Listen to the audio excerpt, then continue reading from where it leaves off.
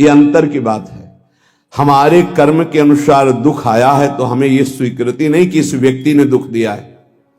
अगर ये व्यक्ति ना हो तो मैं कभी दुखी हूं ना, ऐसी भावना कभी मत बनाना कि अगर सामने कमरे वाला हट जाए ना तो मैं बड़ा सुखी हो जाऊं, वो अमक नष्ट हो जाए ना तो मैं सुखी हो जाऊं। कभी नहीं। तुम्हें कोई दुख नहीं दे रहा, पक्का समझ लीजिए। तुमने जो बीज बोया है कर्म का वो ही तुम्हें दुख दे रहा है, पक्का समझ लीजिए। यहां कोई दुख देने वाला नहीं है। ना दुखम, एक तो ये। दूसरा, हमारे कर्म के कई रूप होते हैं। एक होता व्यक्ति के ऊपर बैठकर कर्म दंड दिलाता है, और एक होता घटना बनता है, और एक होता रोग बनता है। शरीर में विविध प्रकार की आदि व्याधियां, तो हमको विचलित नहीं होना है। यदि आप भक्त हैं, उपासक हैं, आध्यात्मिक मार्ग के पथिक हैं तो धैर्य रखिए। नाम जप से बहुत बड़ा बल मिलता है। सत्संग से हमारे अंदर विवेक जागृत होता है, सहने की सामर्थ्य आती है। बड़े से बड़े दुख को आनंद पूर्वक उपासक सह सकता है, विषयी भोगी पुरुष नहीं, संसारिक पुरुष नहीं। इसलिए ना दुखम, कोई भी दुख आपको विचलित ना कर पावे। यह तभी हो सकता है जब आपने मृत्यु का वर्ण कर लिया है। अब तो एक ना एक दिन शरीर छूटेगा ही। भजन नहीं छोड़ेंगे, सतमार्ग नहीं छोड़ेंगे। मृत्यु से बड़ा कोई दुख नहीं है, उसे हम पहले स्वीकार कर चुके हैं, तब इस मार्ग में चला जाता है। नारायण अति कठिन है, हरि मिलन की बाट, या में पग पीछे धरे प्रथम शीश दे काट। शीश काट का मतलब अपने अस्तित्व को आराध्य देव में समर्पित कर देना। अब जोई जोई प्यारो करे, सोई मोई भावे, तो दुख किस बात का। देखो, प्रवचन कर लेना सरल है, प्रवचन सुन लेना सरल है, लेकिन जब ये बातें जीवन में आती हैं उस समय अपने को बचा ले। यही आध्यात्मिक साधक की पहचान है। अनुकूलता होती तो बड़ी कृपा भगवान की, और जब प्रतिकूलता रंग लाती है उस समय बोलो कि बड़ी कृपा हरि की। तुम्हारा प्रियजन पधार गया और बोलो हाथ उठा के, बड़ी कृपा हरि की। तुम्हारा प्रिय शरीर असाध्य रोग से ग्रसित हो गया, बोलो अब बड़ी हरि कृपा। तुम्हारे मनोवांछित जितनी वस्तुएं उन सब विध्वंस हो गई, अब बोलो हाथ उठा के, बड़ी हरि की कृपा। तब समझा जाएगा महाभागवत हो, भक्त हो, बड़ी हरि की कृपा। और वास्तविक बड़ी हरि की कृपा पर बोल सकता है वही जिसका अस्तित्व भगवान में समर्पित है। अगर अस्तित्व देहाभिमान में है तो बोल ही नहीं सकता। हरि की कृपा प्रतिपल, नाशवान का नाश निश्चित होगा, अविनाशी का कोई नाश कर ही नहीं सकता है।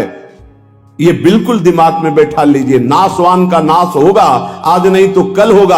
अविनाशी को कोई मार नहीं सकता। तू अविनाशी है, तेरा शरीर और संसार ये सब विनाशी है। इसलिए न दुखम, दुख को भी स्वीकार मत करो। ना मैं कभी रोगी था, ना मैं कभी रोगी होऊंगा, ना मैं कभी दुखी था, ना मैं कभी दुखी होऊंगा। मैं आनंद सिंधु का बच्चा हूं और आनंद में ही रहता हूं। ये जो आनंद सिंधु सुख राशि प्रभु है, उन्हीं का ईश्वर अंश जीव अविनाशी चेतन अमल सहज सुख राशि। पर कई मिनट रुकते हो अपने स्वरूप में, एक सेकंड नहीं। इसी देह में रहते हो हर समय, देह भाव में। इसीलिए सुख दुख निंदा स्तुति मान अपमान इनका प्रभाव खोखला किए दे रहा है। चिंता शोक भय ये जलाए दे रहे हैं। बहुत अपनेपन से कह रहे हैं, अपने लोगों को समझाने के लिए कि हे भाई, ये जो लोक में तुम्हारी इच्छा है कि मेरा नाम हो जाए, मेरी यश कीर्ति हो जाए, मेरा सम्मान हो जाए, मैं सबसे बड़ा बन जाऊं, ये एक माया का भ्रमात्मक जाल है जिसमें फंसकर तुम नाना प्रकार की योनियों को प्राप्त होगे, मुक्त नहीं हो पाओगे। इसलिए इस लोक ऐषणा का त्याग कर दो। लोक ऐषणा, जो कंचन विजयी होते हैं, कामिनी पर विजय प्राप्त कर लेते हैं, वो भी लोक ऐषणा में गिर जाते हैं। ये बड़ी भारी खाई है माया की, जिसे मान सम्मान कहते हैं, जिसे यश कीर्ति कहते हैं। इसकी चाह में बड़ी बड़ी साधनाओं की बलि चढ़ा दी जाती है, बड़ी बड़ी तपस्याओं को न्यौछावर कर दिया जाता है, केवल अपने नाम के लिए, अपनी प्रशंसा के लिए, अपनी बड़ाई के लिए। हाथ कुछ नहीं लगता। जो प्रशंसा मान सम्मान का भोक्ता बन गया, वो भगवान की प्राप्ति की योग्यता खो देता है। इसीलिए श्रीपाद कह रहे न लोकम, लोक ऐषणा की तरफ अपनी वृत्ति जो जा रही है उसको हटाओ। ये सबके अंदर होती है। कुछ तो ऐसा करूं जिससे लोग हमें जाने। भगवान को तो जानना नहीं चाहते, तुम्हें क्या जान लेंगे? भगवान का तो शब्द नाम जप नहीं पा रहे, तुम्हारा नाम कौन लेगा? इतने बड़े बड़े चक्रवर्ती सम्राट हुए, बड़े बड़े महल, बड़े बलवान, कौन जानता है? बहुत बहुत इतिहास के पन्नों में लिखे पड़े हैं। ले होश में हम विवेक के द्वारा ऐसा साधन करें, ऐसे मार्ग में चले कि भगवान को प्राप्त हो जाए। ये जीवन का परम लाभ है। न लोकम, हमें लोक के मान सम्मान, यश, कीर्ति, प्रतिष्ठा आदि की भी चाह नहीं करनी चाहिए। अगर भगवान को सम्मान देना ही है ना, यश कीर्ति देनी है ना, तो ऐसा प्रदान करेंगे कि आपकी भगवत प्राप्ति भी नहीं रुकेगी और बिस्तरे सब जग विमल कीरति, साधु संगति ना टरे। खास बात रहेगी, आपके जीवन में भारी यश का विस्तार होगा पर साधु संगति मिलती रहेगी, इसलिए अभिमान नहीं हो पाएगा। वो मान सम्मान आपके तप का नाश नहीं कर पाएगा। यदि भगवान को नाम करवाना है, यश करवाना है, सम्मान दिलवाना है, ये उनका विषय है। अपने तो दैन्य रहे, अपने तो सम्मानम कल्याति घोर गरलम नीचापमानम सुधा, सम्मान को विष समझें और नीच पुरुषों द्वारा किए हुए अपमान को अमृत समझें, तब राधा माधव में प्रीति होती है। क्योंकि देहाभिमान ही प्रीति में बाधक है। जब हमारा सम्मान होता है तो देहाभिमान पुष्ट होता है, और जब अपमान होता है तो भगवान की शरणागति पुष्ट होती है।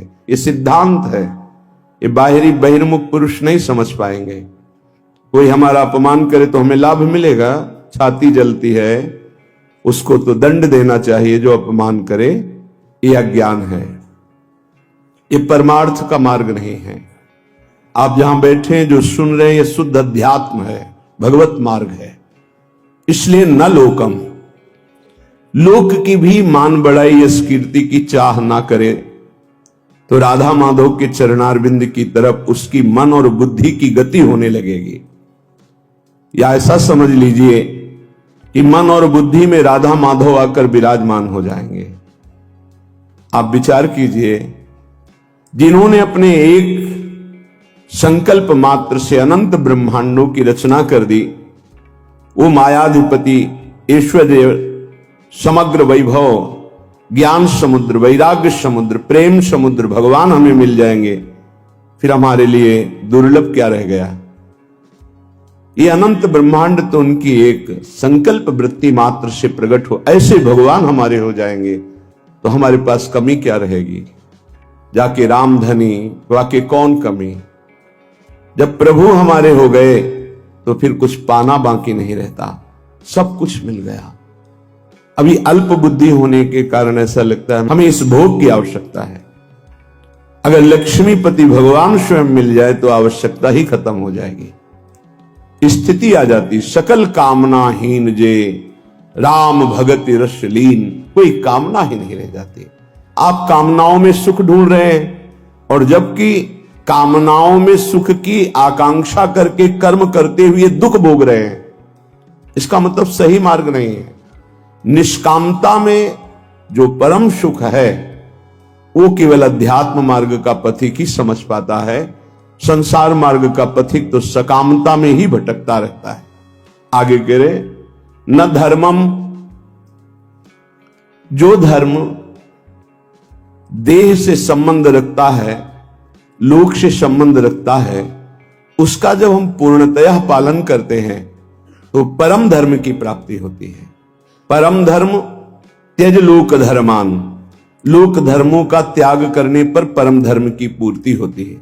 सावै पुंसाम परो धर्मो यतो भक्ति अधोक्षजे, भगवान श्री हरि में प्रेम लक्षणा भक्ति हो जाना ये परम धर्म है, और लोक धर्म का ठीक निर्वाह करने का फल है परम धर्म, प्रभु के चरणों में भक्ति हो जाना। नहीं तो आपसे सच्ची कहते हैं, ये देहाभिमान बड़े बड़ों में झलकता रहता है। मैं अमुक, मैं अमुक, मैं अमुक, मैं अमुक, दूसरे की निंदा अपनी अपने मुख से प्रशंसा जो अध्यात्म के बिल्कुल विरुद्ध है वो बना रहता है।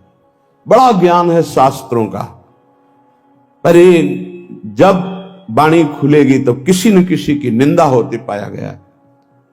वो तो अमुक जाति के थे, वो अमुक अमुक ऐसे ऐसे। अरे जो सत्य वस्तु है उसको क्यों नहीं जाना जा रहा?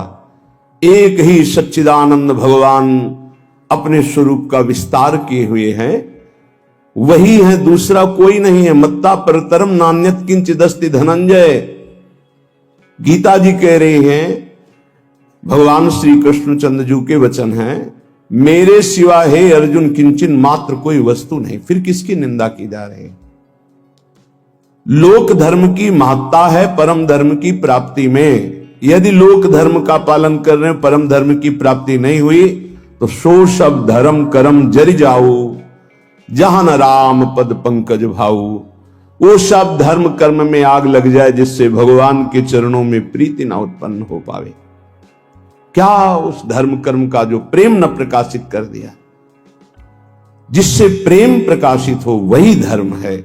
इसलिए कह रहे कि इस लोक धर्म में ज्यादा अर्झो मत। क्या लोक धर्म है?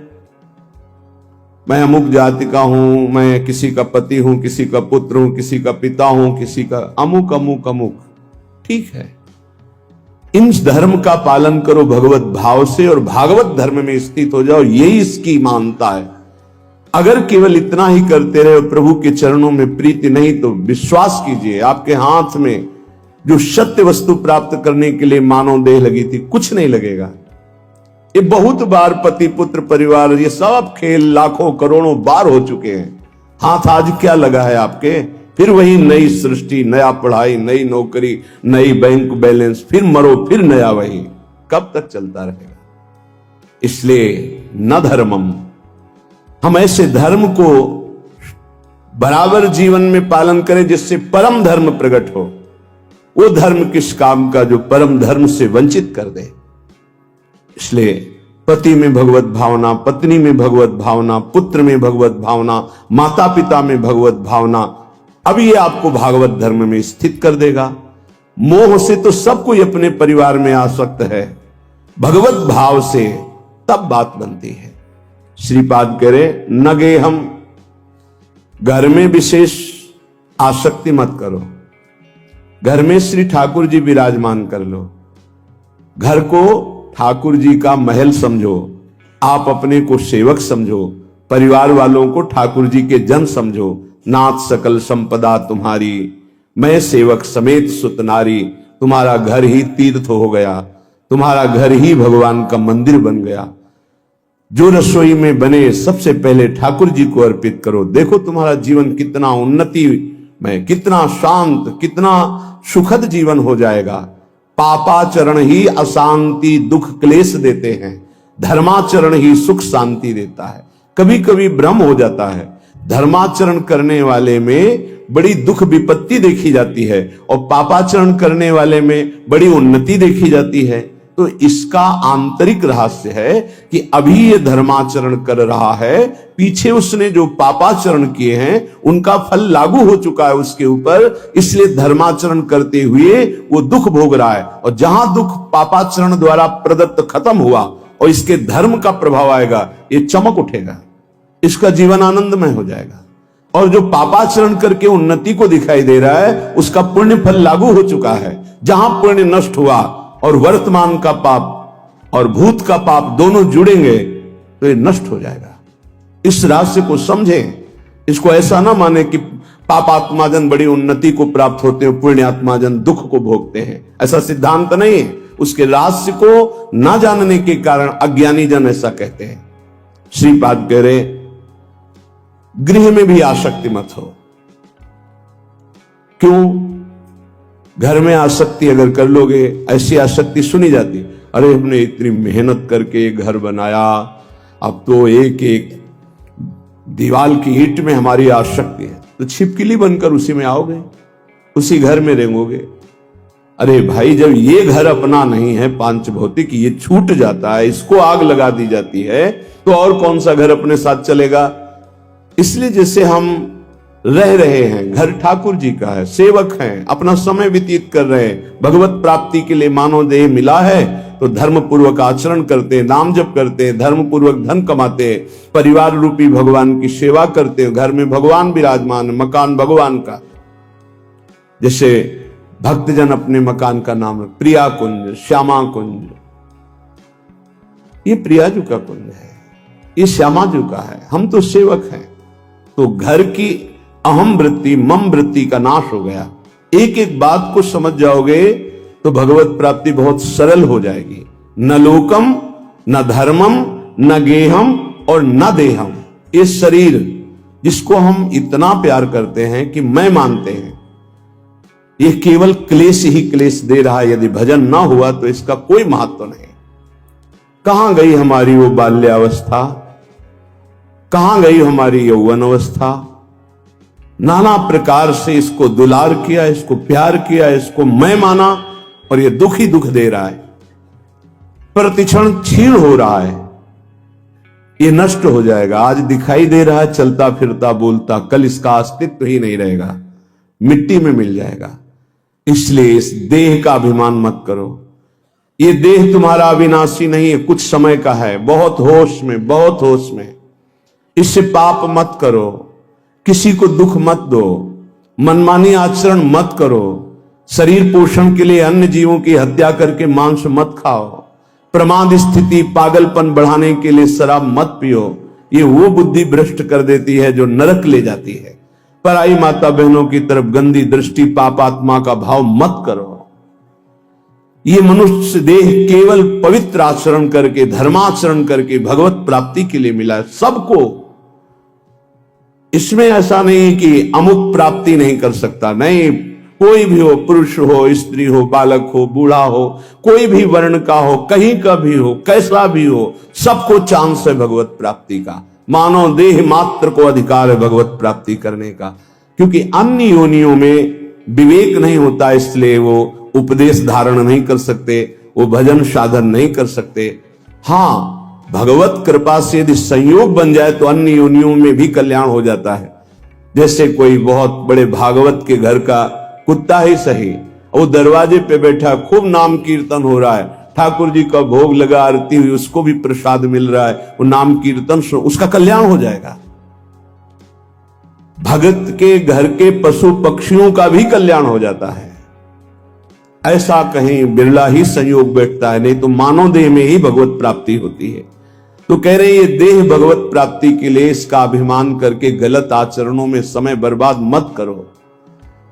जब आपके अंदर करने की शक्ति तो अच्छा करो, बोलने की शक्ति तो अच्छा बोलो, देखने की शक्ति तो अच्छा देखो। बुरा क्यों करते हो? बुरा का फल बुरा ही होगा। तो मानव देह बुराई मिटाने के लिए मिली, बुराई बढ़ाने के लिए नहीं मिली।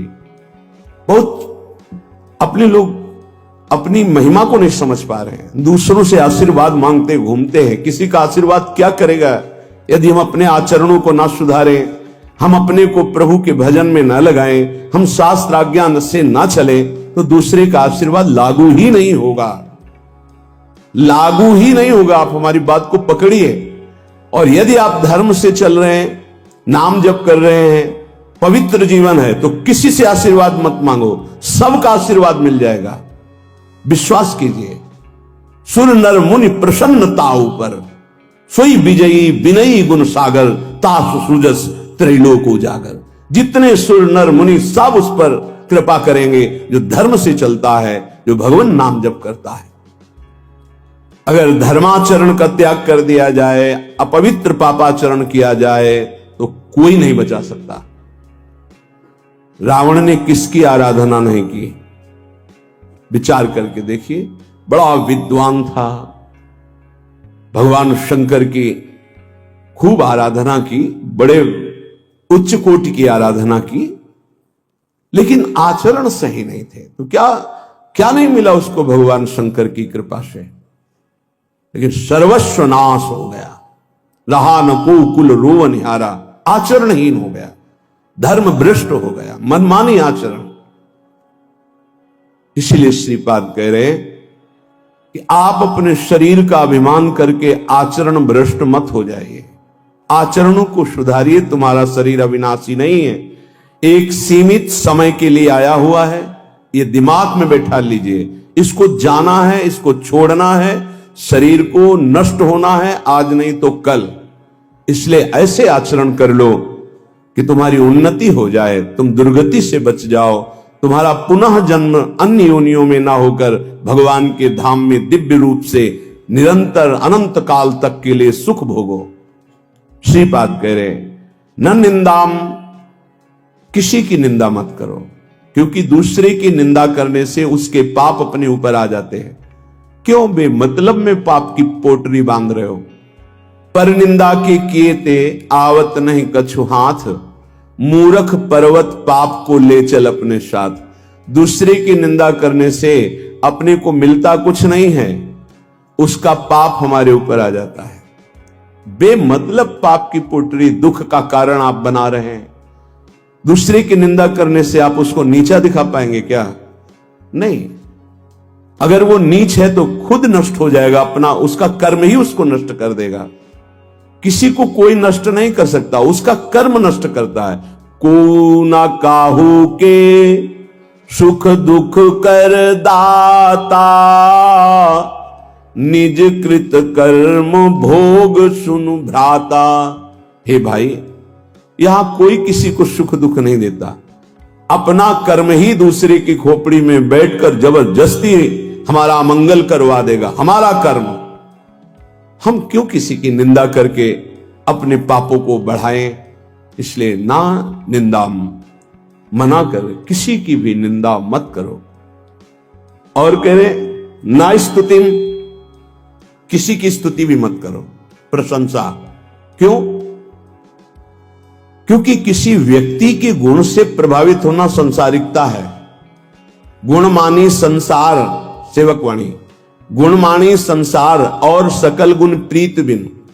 अगर कोई बहुत अच्छा आचरण कर रहा है, भगवान की कृपा है, उसमें भगवान की शक्ति विराजमान, हम उसको नमस्कार करते हैं, व्यक्ति को नहीं। हम व्यक्ति की प्रशंसा नहीं करते, हम प्रभु की प्रशंसा करते हैं। प्रभु ने इसे योग्य बना दिया, बस। अगर किसी व्यक्ति से हम प्रभावित होते हैं तो प्रभु से प्रभावित होने वाला महत्व अंदर जो बैठना चाहिए कि सर्वलोक महेश्वर भगवान हमारे स्वामी हैं, यह हट जाएगा। हमें भगवत भाव की प्रशंसा करनी, ना कि किसी व्यक्ति के पद की, गुण की नहीं। सर्वलोक महेश्वर भगवान कृपा किए हैं, उसको ये सामर्थ्य दिए हैं, जितने अंश में सामर्थ्य दिए हैं उतना वो प्रभावशाली है। पर हम व्यक्ति की नहीं, हम भगवान की तरफ देखते हैं। भक्त का लक्षण होता है वो भगवान की तरफ देखता है, वो व्यक्ति की तरफ नहीं। तो हमारी कोई बहुत बड़ाई कर दे, भलाई कर दे, कोई वस्तु दे दे, कोई मनोनुकूल कार्य कर दे, तो हम श्री भगवान की तरफ देखते हैं, प्रियाजू की तरफ देखते हैं, उस व्यक्ति की तरफ नहीं देखते कि धन्यवाद आपने, ये संसारिकता है, आपने बहुत बड़ा काम कर दिया, धन्यवाद। नहीं, जय हो प्रियाजू की, इसको निमित्त बनाकर प्रियाजू ने कार्य करा। हमारी आसक्ति प्रियाजू में, किसी व्यक्ति में नहीं। जीवन में यह सिद्धांत समझ लीजिए, यदि व्यक्ति से आसक्त होंगे तो इष्ट का भरोसा छूट जाएगा। फायदा क्या हुआ? कोई भी कितना हित करे, कितना भी हमारा मंगल करे, हम धन्यवाद नहीं देंगे, हम जय बोलेंगे, हमारे प्रियालाल की जय हो, उन्होंने इसे निमित्त बनाकर कराया है। जय हो प्रियालाल। हम उस भगवत स्वरूप को प्रणाम करते हैं, व्यक्ति नहीं, गुण नहीं, ये प्रियालाल की कृपा। देखो गोस्वामी जी से कह रहे हैं, तात सुनहु माया कृत, गुण अरु दोष अनेक, गुण या उभय न देखई, देखी सो अविवेक, गुण या उभय न देखई। भागवतिक गुण है, न किसी के दोष, न किसी के गुण, न किसी की निंदा, न किसी की स्तुति। सबसे बड़ा भागवतिक गुण है सब में भगवान को देखना। इस रूप में भगवान आ गए, इससे बड़ा सम्मान क्या होगा सामने वाले का? साक्षात हम भगवान मान रहे हैं। इस रूप में भगवान, व्यक्ति नहीं, व्यक्ति रूप में हम स्तुति नहीं करेंगे, भगवत भाव से मेरे प्रभु इसे निमित्त बनाकर आए, या मेरे प्रभु इस रूप में आए। श्रीपाद करें, नापि सौख्यम, हमारा किसी से किसी भी तरह का सुख लेने का भी भाव नहीं होना चाहिए। सौख्यम माने सुख होता है। ये व्यक्ति, ये पदार्थ, ये वस्तु सब प्रभु के सुख के लिए अपनी भावना, भक्त का। हम तो प्रसाद भोगता है, वस्तु का भोग नहीं करते। किसी व्यक्ति से सुख लेने की भावना रहेगी तो स्वार्थ बुद्धि रहेगी, स्वार्थ बुद्धि रहेगी तो अज्ञान रहेगा, अज्ञान रहेगा तो गलती हो ही जाएगी, पापाचरण हो ही जाएगा। जितने पाप होते हैं सुख बुद्धि लेने की भावना जिनकी जितनी बढ़ गई उनसे हो रहे हैं, हम हो या आप हो। पाप तभी होते हैं जब सुख लेने की भावना बढ़ जाती है, इतना राक्षसी भाव आ जाता है कि वो निंदनीय हो जाता है। देखो ना, काम भोग की लालसा हुई तो राक्षस पैदा हो गया उसकी बुद्धि में, क्या क्या कर डाला। देखो ना, क्रोध भाव पैदा हो गया तो राक्षस पैदा हो गया, क्या क्या कर डाला। देख लो ये विकार कैसे हैं। किसी से भी सुख लेने की आकांक्षा में ही ये दोष पैदा होते हैं। उपासक वही है जो सुख देवे को चाहो। हमारे हृदय में दूसरों को सुख देना भगवत भाव से। संसारी और उपासना के मार्ग में चलने वाले पथिक में बड़ा अंतर है। संसारी हर व्यक्ति से मिलेगा तो सुख लेने की भावना से मिलेगा, परमार्थिक पथिक से जो मिलेगा वो सुख देने की भावना रखेगा। सुख देवे को चावचित, सब सोहित निष्काम, या सुधर्म हरिवंश को नाम गिरा विश्राम। इसीलिए महात्मा कहा जाता है, महान आत्मा। क्यों? क्योंकि दूसरों को सुख देने की भावना है। सुख लेने की भावना दुरात्मा बना देती है। इसलिए कह रहे न सौख्यम, किसी से सुख लेने की भावना मत रखो। हम जहां फंसे हैं सुख लेने में फंसे हैं। हमसे जब गलती हुई तो सुख लेने में गलती हुई है। हमारी जब दुर्गति का कारण बना है तो सुख लेने का हुआ है। जहां बंधन हुआ है सुख लेने से हुआ है। आपको लगता है यहां कोई साथ देने वाला है? अगर आप भगवत मार्ग के पथिक हैं, अभी आपको लगता है आपका कोई है, तो अभी बहुत बड़ा भ्रम है। पूरा का पूरा परिवार जा रहा है, 1 मिनट में रोड में नष्ट हो गया। काल है, किस समय कहां कैसे, 1 सेकंड का पता नहीं है। कैसे चैन से नींद आ जाती है तुम्हें। ये जो दुर्वासना के नाश की कृपा है, ये आपकी दिनचर्या है। यही सैकड़ों दुर्वासनाओं को भस्म कर देगी। तुमने खिलवाड़ समझ रखा है। चाहे गृहस्थ हो या विरक्त हो, तुम्हें जो दिनचर्या मिली है ये दुर्वासनाओं का नाश करने के लिए श्री कृष्ण ने कृपा करके दी है गुरुजनों के द्वारा। इसको खिलवाड़ न समझो। प्रभु का प्रिय, गुरु का प्रिय वही होता है जो दिनचर्या में मिनट भर विलंब नहीं करता। ये गुरु कृपा है कि आपको डांट लगती है, आपको वचन सुनने को मिलते हैं, आप उसको स्वीकार कीजिए। ये मन की, ये दुर्वासना की वृत्ति को हटाइए। सुविधा भोगी बनने वाला कभी सच्चिदानंद का साक्षात्कार नहीं कर सकता। जानबूझ करके सुविधाओं का त्याग होता है, सुविधाओं में रहते हुए, और परमात्मा प्राप्ति की विकलता प्रकट की जाती है। समझ में नहीं। राग द्वेष की वृत्तियां, शरीर विलासिता की वृत्तियां, खाने पीने की वृत्तियां, सुख भोगने की वृत्तियां कितने दिन चलेंगी? मरना है, मरोगे। ये शरीर नाशवान, आज नहीं तो कल मरोगे। प्रार्थना मान लीजिए। तपलोक और महालोक, जनलोक में सब सिद्ध जन निवास कर रहे हैं, जो सृष्टि में प्रकट होते हैं और सृष्टि के बाद लय होते हैं। उनको एक बात का दुख पाया गया संतों को, कि इस महान मानव देह में आकर के भी तुम भगवत प्राप्ति से वंचित हो। तुम्हें नींद कैसी ऐसी आ जाती है कि तुम्हारा भजन, तुम्हारी दिनचर्या, तुम्हारा साधन पथ रुक रहा है और तुम्हें चैन से सोना आ रहा है। तुम उपासक हो। ये जीवन हमारा प्रभु के लिए अगर नहीं समझ पा रहे हो तो आखिरी बात समझ लो, कोई समझाने वाला तुम्हें नहीं है। कोई समझाने वाला नहीं। सिर्फ तुम्हें बर्बाद करने वाला मिल सकता है। समझा कर उठाने वाला हरि या हरि का पार्षद मिल सकता है, और नहीं मिल सकता। तुमसे मित्रता करके तुम्हारी वासनाओं को बढ़ाकर तुम्हारे चित्त को विक्षेप में भर देना, ये संसार के हर व्यक्ति वस्तु स्थान का प्रभाव है। तुम्हार सेवक असुरारी दो ही केवल बचा सकते हैं, भगवान और भगवान के भक्त। उनकी हर चेष्टा तुम्हारे चित्त को भगवदाकार बनाने के लिए है। कृष्ण कृपा का सीधा फल है साधु संग। हरिराम व्यास जी, गोस्वामी तुलसीदास जी, बड़े बड़े महापुरुष कहते हैं कोई फर्क नहीं।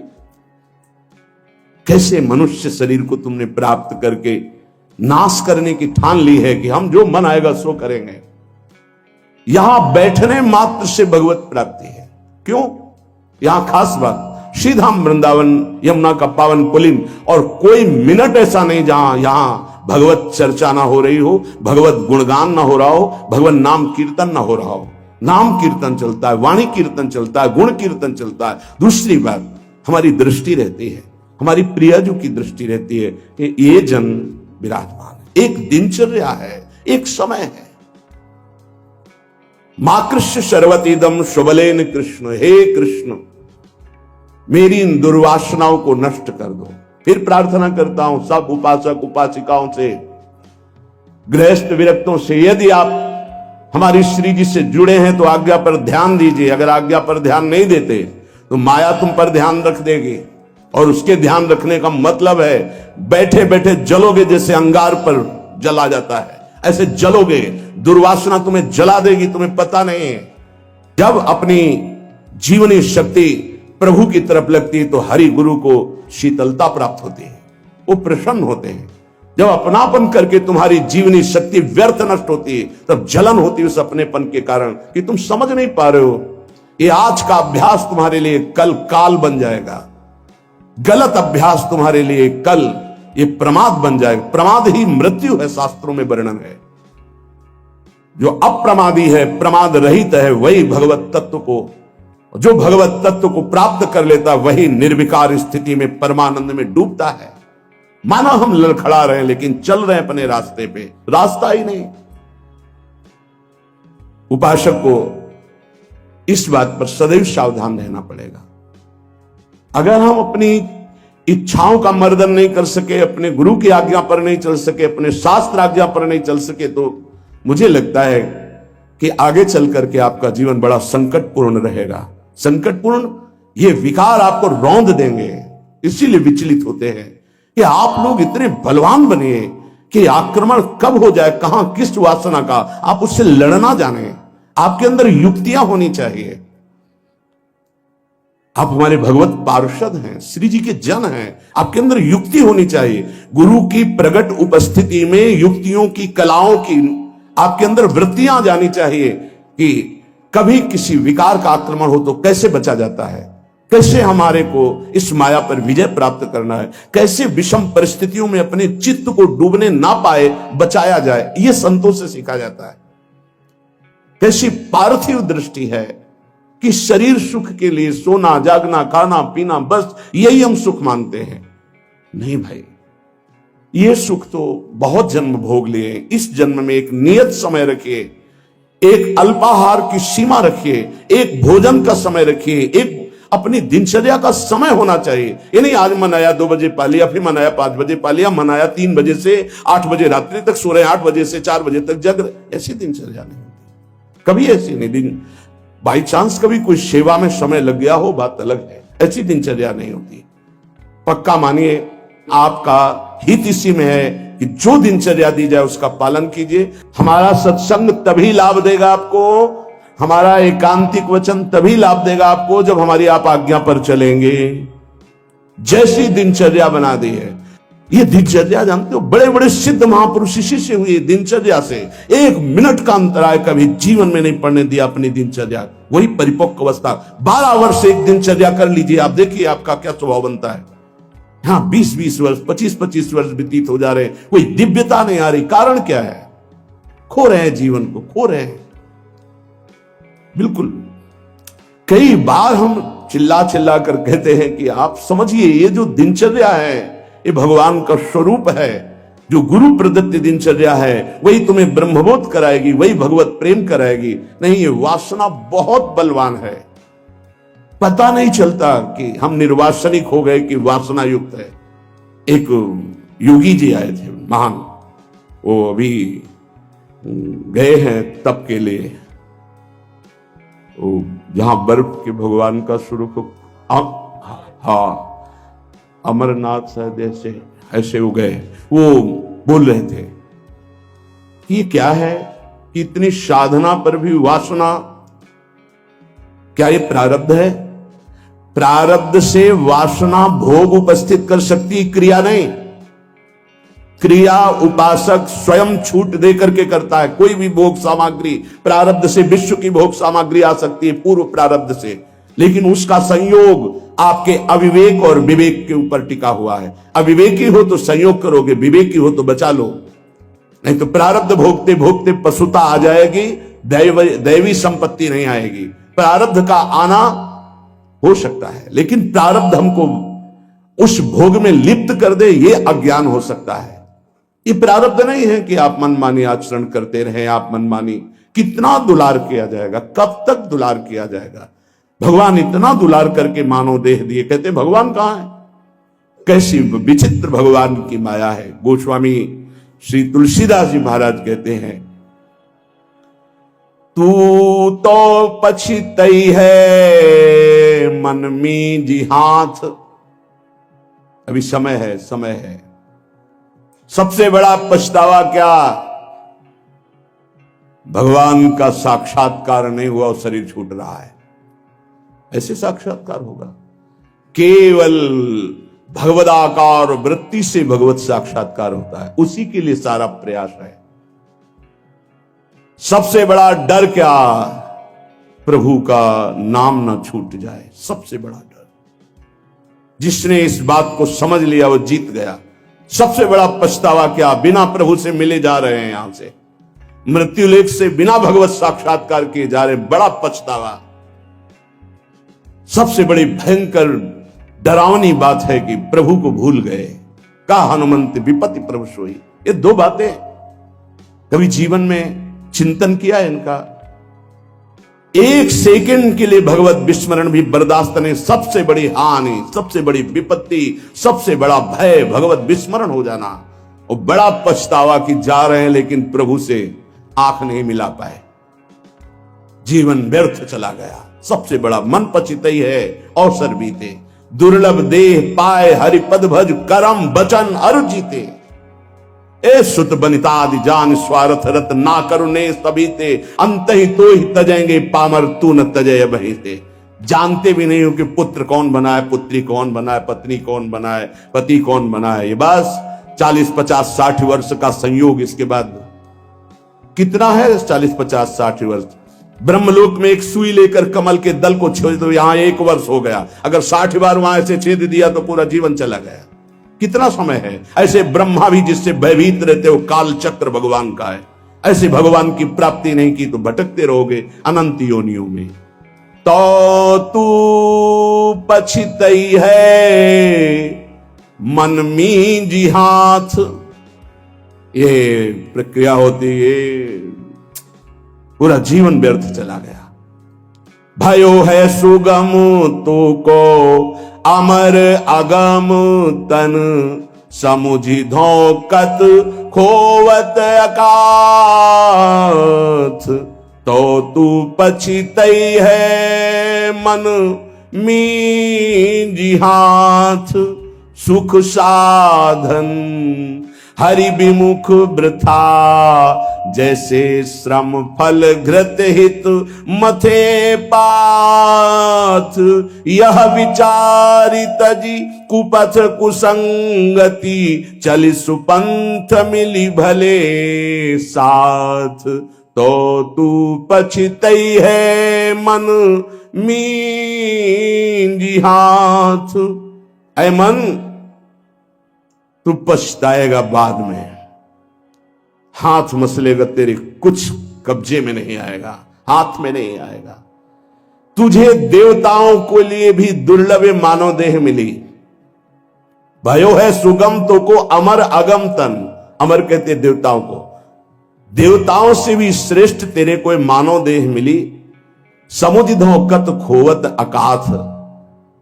और ये मानव देह मिली थी भगवत प्राप्ति के लिए। क्या समझ करके तूने भगवत विमुख जीवन व्यतीत करने का निश्चय कर लिया? क्या तुझे मिलेगा? कौन सा कार्य तेरा बन जाएगा? रोज आयु क्षीण हो रही है, लोग जन्मदिन मना रहे हैं, आज बर्थडे, तुम्हें पता नहीं 365 दिन मिट्टी में मिल गए। अगली श्वास है कि नहीं है कोई भरोसा नहीं। न नाम कीर्तन, न भजन, न भगवत चिंतन, और 1 वर्ष व्यतीत हो गए, न भगवत साक्षात्कार हुआ। तो हमें तो लगता है 1 वर्ष व्यतीत होने के बाद भगवान नाम कीर्तन करके, भगवत प्रार्थना करके रोना चाहिए कि नाथ 1 वर्ष गए, अगला वर्ष हमारा आपके दर्शन योग्य हो जाए, आपके चिंतन योग्य हो जाए। तू तनिक भी चिंता नहीं कर रहा, व्यर्थ क्यों अपने जीवन को बर्बाद कर रहा है? जहां नाम जप नहीं है, भगवत समर्पण कर्म नहीं है, आज्ञा का पालन नहीं है, तो खिलवाड़ आप अपने जीवन से स्वयं कर रहे हैं। सुख साधन ये बहुत बड़ा सांप है। हमारी बात समझ में नहीं आएगी, लेकिन आपसे प्रार्थना करते हैं, जो साधक सुख सुविधा से भजन करना चाहता है वो भूल जाए कि वो भजन करेगा, भगवत प्राप्ति करेगा। दुख और असुविधा भगवत प्राप्ति के मार्ग पर ऊपर चढ़ाती है। सुख और सुविधाओं का भोक्ता कभी भजनानंदी नहीं हो सकता, कभी नहीं। हाँ, वृत्ति भगवदाकार हो गई, अगर उसे सिंहासन में बैठाला जाए, महलों में रखा जाए, कोई फर्क नहीं पड़ने वाला। महलों में रखो चाहे झोपड़ी में वास दो, एक स्थिति होती है। अगर भगवदाकार वृत्ति करनी है तो एक सीमा में अपने जीवन को बांध ले। इतना आहार, ऐसे शयन, ऐसे अपने जीवन को, विश्व में किसी भोगों की कमी नहीं है। जब तक भगवदाकार वृत्ति न हो तब तक सुख सुविधाओं को नहीं।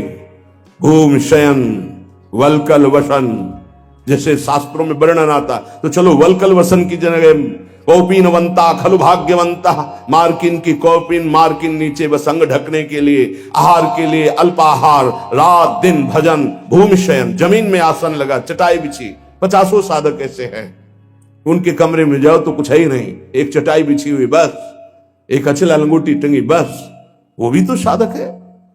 आहार जो श्री जी के द्वारा प्रदान हुआ आकाश वृत्ति से आता है। आकाश वृत्ति परम पवित्र निर्मल, जैसे आकाश का जल निर्मल होता है, ऐसे आकाश वृत्ति जो आ गया उसी से भरण पोषण हो रहा। याचना नहीं, संकेत नहीं, जो प्रारब्धवशात श्री जी की कृपा से आ गया उसको अपने उदर में डाला। राधा राधा राधा, हमारा लक्ष्य है मरना, जीवित मर जाए उलट आप में समाये यह दिलगिरी। ये झांसे में मत पड़ो माया के, ये खा लो, ये पी लो, ये सो लो, ऐसा गद्दा, ऐसी कंबल, ऐसा स्वेटर, ये सुख सुविधाएं अभी नहीं, फिर बाद में जो प्यारो करे सोई मोहि भावे। अभी जो आज्ञा है उसके अनुसार चलेंगे। क्या नहीं देने की चेष्टा की राका बाका जी को ठाकुर जी ने?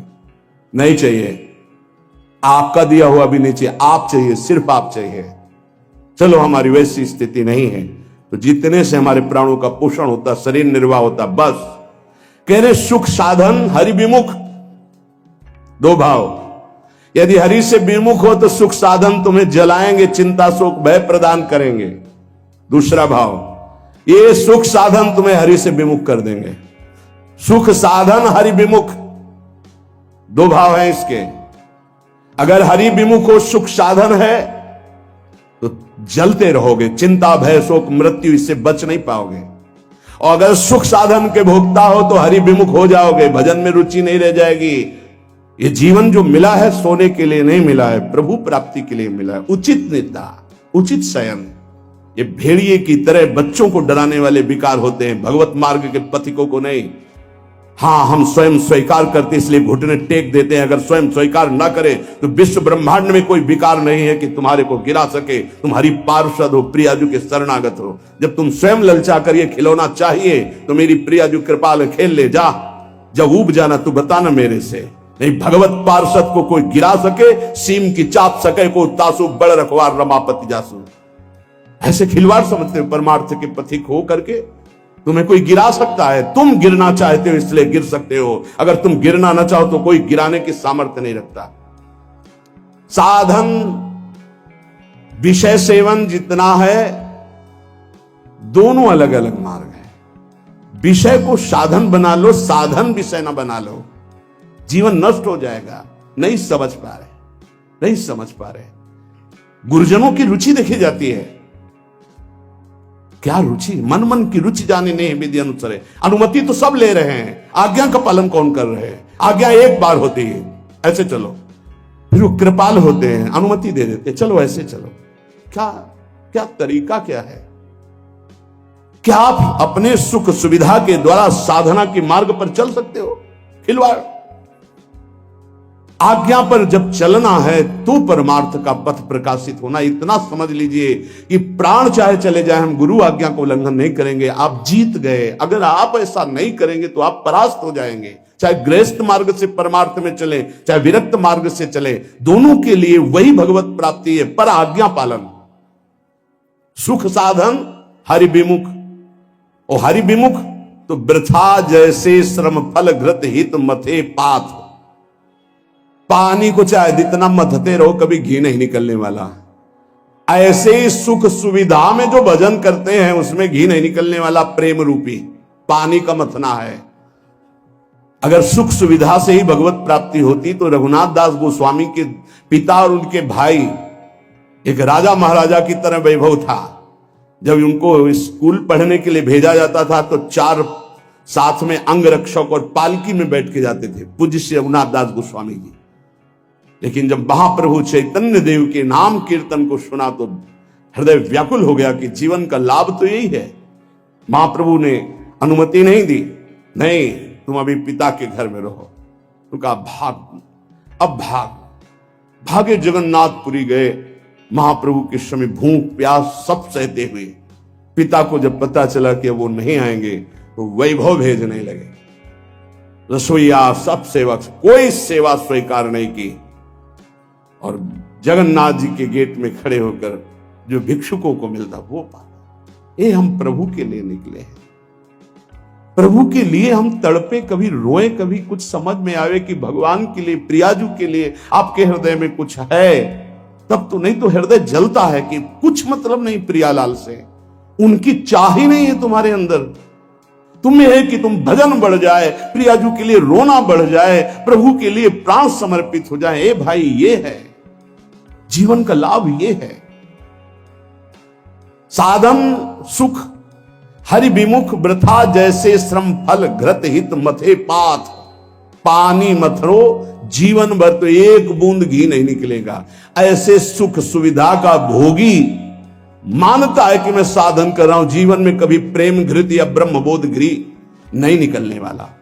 यह विचारी तज कुपथ कुसंगति, चली सुपंथ मिली भले साथ। ऐसा विचार करके ये सुख सुविधा का भोग करना कुपंथ का मार्ग है, ये कुसंगति है। मन हमारा जिसमें राजी हो जाएगा तो हमें ठीक नहीं, हमें राजी नहीं करना। ये जब राजी नहीं होगा भोगों में, तब प्रभु की तरफ बढ़ेगा, तब ये चिल्ला चिल्ला कर रोएगा, नाथ अब स्वीकार कर लो, मेरा कोई नहीं, मैं कुछ भी नहीं, अब स्वीकार कर लो प्रभु। हारे को हरि नाम, अपबल तपबल और बाहुबल, चौथो बल है दाम। जब सब जगह से हट जाता है तब हारे को हरि नाम। हार गए हम, पर यहां सुख सुविधा का भोग सोचते हैं कि इससे भगवत प्राप्ति हो जाएगी। यह विचारी तजी कुपथ कुसंगति, बलिहारी है उनको।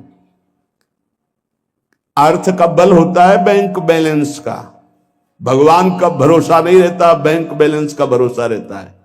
भगवान का भरोसा नहीं रहता, परिवार का भरोसा रहता है। भगवान का भरोसा नहीं रहता, अपनी बुद्धिमानी का भरोसा होता है।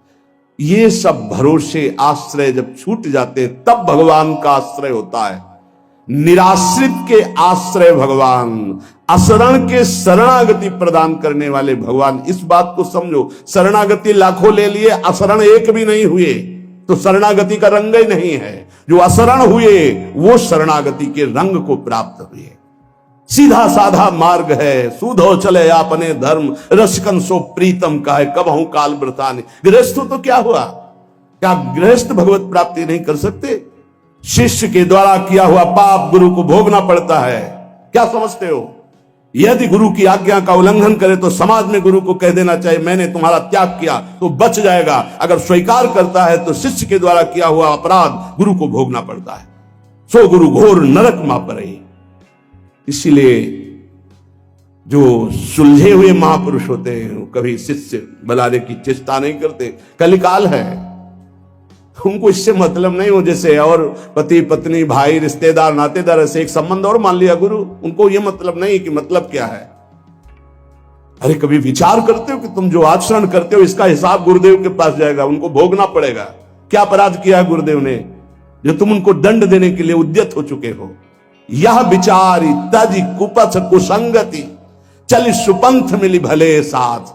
भले कौन है? राधा वल्लभ भजत भज भली भली सब होए। जो राधा वल्लभ प्रिया प्रीतम श्यामा श्याम हरि का भजन करते हैं भले हैं। इन्हीं भले का संग करो। अपने मन का जो कुपंथ में चलाने वाला है, ऐसे व्यक्ति का जो कुपंथ में चलाने वाला है, ऐसा संग त्याग दे। अंदर और बाहर दोनों कुसंग होता है। यह विचारी तज कुपथ कुसंगति चल सुपंथ मिली भले साथ। नहीं तो तू पछतई है मन मींज हाथ, बाद में तुझे पछताना पड़ेगा। संसारी पुरुष का लक्षण है वो शरीर संबंधी भोग, शरीर संबंधी रिश्ते नाते, इन्हीं के चिंतन और विलास में अपना समय नष्ट करता है। उपासक का लक्षण है एक क्षण भी भगवदाकार वृत्ति से हटकर संसार का चिंतन न होने देना। संसार की तो बात जाने दो, अन्य साधनों में भी रति न होना। अपने आराध्य देव संबंधी उपासना के जो अंग हैं, नाम जप, नाम कीर्तन, वाणी गायन, वाणी श्रवण, श्रीअंग सेवा, समाज की भगवत भाव से सेवा, लीला चिंतन, ये हमारी उपासना का स्वरूप है। इसी से हमें भाव देह की प्राप्ति होती है। जब अभ्यास के द्वारा इन भक्ति के प्रेम लक्षणा, भक्ति का जो विशेष स्वरूप है उज्जवल प्रेम रस, इसी से प्राप्त होता है। जो उपासक अन्य साधनाओं की तरफ वृत्ति ले जाता है, राई के समचलत ही होत और की ओर।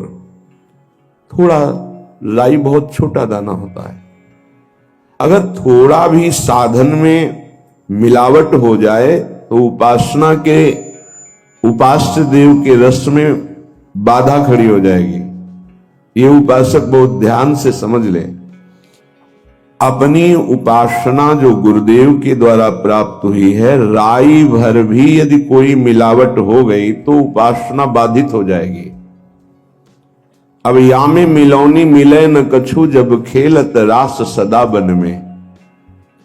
यदि वृंदावन का आश्रय है, वास है, उपासना है, तो या में मिलौनी मिले न कछु, इसमें मिलौनी नहीं मिलनी चाहिए। अन्य कोई साधन पथ का अनुसरण करना अपने उपास्य देव से विमुख हो जाना है। बहुत प्रकार का संग सत्संग नहीं होता। इष्टाकार वृत्ति हो जाए उसे सत्संग कहते हैं। तो इष्ट मिले और मन मिले, मिले भजन रस रीति, तहां निशंक है मिलिए तासों की जय प्रीति। यदि इष्ट नहीं मिल रहा और मन का तात्पर्य है यदि वो चरित्रहीन है, मनमानी आचरण करता है, तो इष्ट गुरु से विमुख है।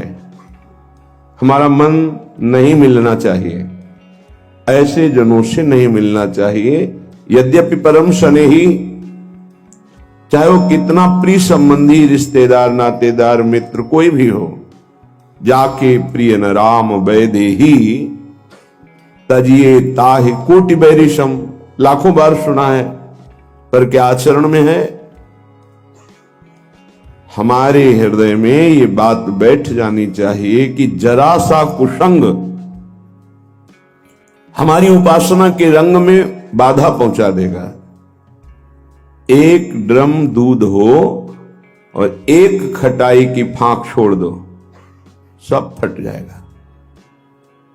उपासना दुग्ध जैसी निर्मल, पौष्टिक, स्वादिष्ट, पवित्र, स्वरूप बोध कराने वाली। जरा सा कुसंग हो जाए हट जाएगी, उपासना की वृत्ति हट जाएगी, जो भाव का स्वरूप बन रहा था वो फट जाएगा। जैसे एक खटाई की फांक पड़ते ही एक ड्रम दूध पूरा फट जाएगा। ऐसे कपट व्यवहार करने वाले, ऐसे भगवद विमुख आचरण करने वाले कुसंगी जनों को मन कभी नहीं देना चाहिए। अगर हम मन देंगे तो हमारा मन उपासना से हट जाएगा।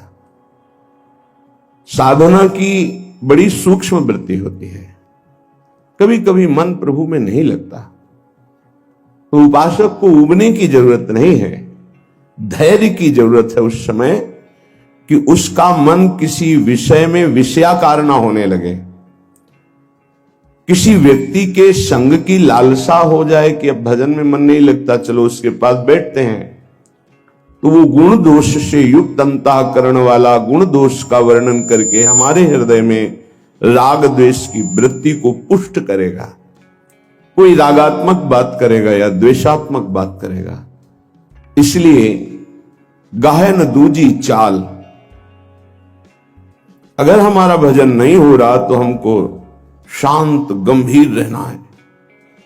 कोई ऐसा कुसंग न हो जाए वृत्ति का, व्यक्ति का, कि ये भजन ना होने की वृत्ति लंबी खिंच जाए।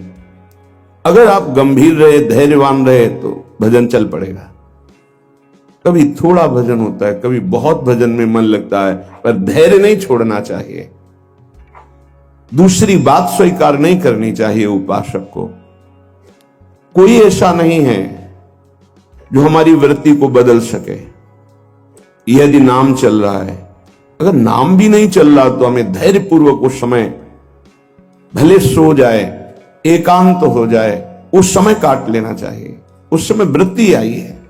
और चतुर उपासक तो जबरदस्ती वाणी गायन शुरू कर दिया, सत्संग शुरू कर दिया, जिससे हमारा चिंतन बदल जाए। पर कुसंग नहीं, मन नहीं लग रहा तो चलो अमुक व्यक्ति के पास बैठकर प्रपंच करते हैं, बातचीत करते हैं। वो राग द्वेष की वृत्ति भर देगा। बिल्कुल हटना चाहिए उपासक।